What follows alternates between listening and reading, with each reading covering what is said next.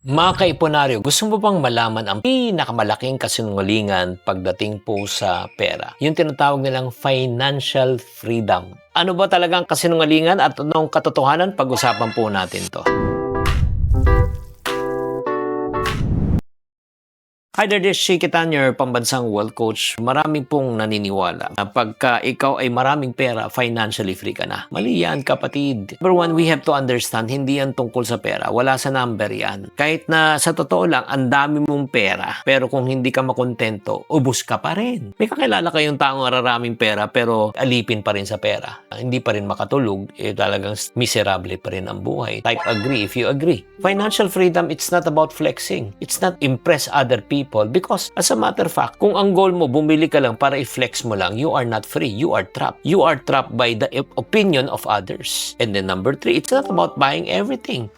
Freedom is really built with discipline. Tatandaan nyo, sinabi ni Spider-Man, with great power comes what? Great responsibility. Kailangan responsible ka. And then freedom, it's not about income. In reality, sa totoo lang, kahit malaki ang kita mo, kung malakas ka rin gumastos, ubos pa rin. Kaya kung titignan mo, ang dami pudol po when it comes to financial freedom. Honestly, kung titignan po natin, ano ba talaga ang tunay na financial freedom? Iba-iba tayo ng perspective, iba-iba tayo ng interpretation, but allow me to share to you my perspective. Number one, independence and to be able to choose. Financially free ka kung makakapili ka kung saan ka titira, saan ka kakakain, saan mo pag-aaralin ng anak mo. Financially free ka kung mapapagamot mo yung mga mahal mo sa buhay sa espesyalista at doktor na gusto mo. Hindi yung wala kang choice. For me, financial freedom is may choice ka. May choice ako na magtrabaho ko o hindi. May choice ako kung sino katrabaho ko o hindi. Number two, financial freedom for me is more peace and less stress. Kahit di na ako singyaman ng ibang tao, pero kung may peace of mind ako, financially free ako, aanhin ko ang dami ng kwarta kung wala ka namang kapayapaan sa isipan mo. May mga iba talagang bilyon ang pera. Ang tunay na financial freedom para sa akin is to be able to choose the lifestyle that I want to live. Like for example, gusto mo mag-retire ng early, gusto mo mag-travel, gusto mo mag-volunteer, gusto mo mag-missions. Like for example, ang lifestyle that I chose personally, I want to work from home. Work from home is a blessing. Nasa bahay ka lang, katulad ngayon, nagre-recording lang ako. Productive pa rin ako. And for me, last, it's for the next generation. Yung parang, the reason why God wants to bless you and me, it's not for us to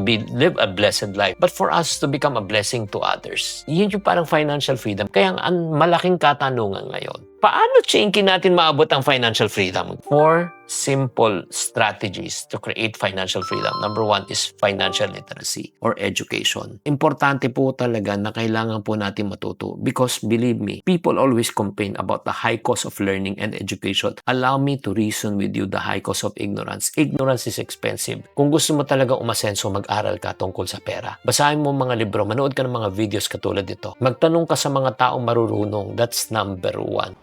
Guys, warning lang may mga gumagawa po ng mga fake AI videos using my name para mag-endorse ng investment. I will never endorse any type of investment. If may makita kayo, please report it right away. Ingat. Back to our regular programming. Financial education is the start, but the more important thing is the financial application. It's not how much you know, it's how much you apply. So, paano mo i-apply ito? Kailangan mo ng financial discipline. Yan ang pinakamahirap. Kahit alam mo, pag wala kang sa disiplina, wala. Kahit na alam mo kailangan mag-ipon, pero wala kang disiplina mag-ipon, wala. Kahit alam mo na kailangan mo talaga maghanap ng second income, pero wala kang disiplina, takot ka, walang mangyayari yan. And third, also, you need to be financially responsible. Bakit? Kahit na may pera ka, pero waldas ka, irresponsible ka, ubos yan. It doesn't mean to say that you have the money, you should spend it. Yan ang importante po na kailangan po maging responsible po tayo. Kung ang goal mo sa buhay is to produce what we call or to commit yung tinatawag nating financial stability, 60 ka na, hindi ka pa stable. Because the goal in life is not to pursue financial stability, but the goal in life is to practice financial responsibility. Whatever you're earning right now, you make it fit, you make it work. And ultimately, ang goal natin is financial transformation. Paano ba matatransform? To the right education, right discipline,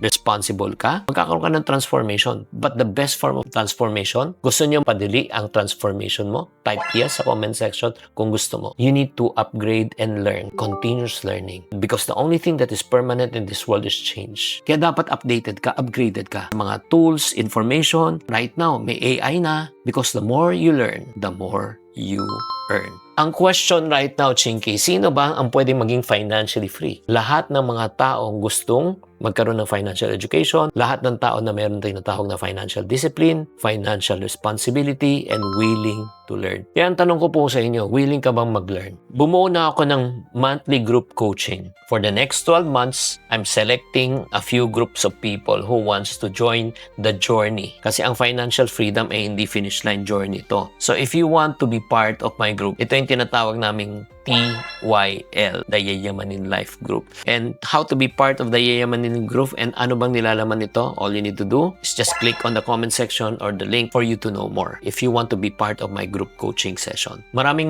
salamat po for tuning in. Sana naman naintindihan mo na right now ang ibig sabihin po ng financial freedom. Hindi lang to tungkol sa pera, kundi ito sa independence and choices. Tatandaan, tamang karunungan, tamang disiplina, ang susi sa pagyaman. Chinky Tan, with over 6 million Facebook followers, 2.8 million YouTube subscribers, and 2.4 million TikTok fans, is now all out to share with you the most practical, simplest path to lasting wealth.